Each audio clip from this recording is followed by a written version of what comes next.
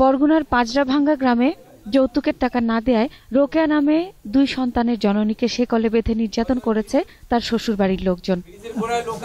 বিয়ের পর থেকে প্রতি বছরই যৌতুকের টাকা দাবি করত রোকেয়ার স্বামী মোশাররফ খলিফা।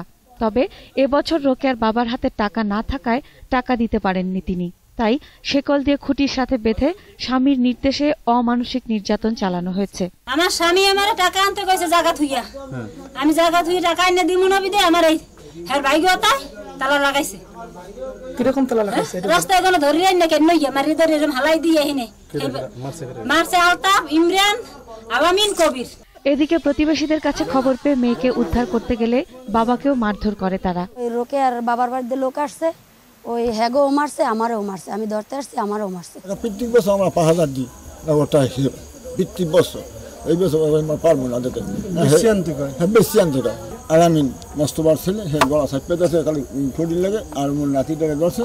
পরে শ্বশুরবাড়ি থেকে রোকেয়াকে উদ্ধার করে পুলিশ।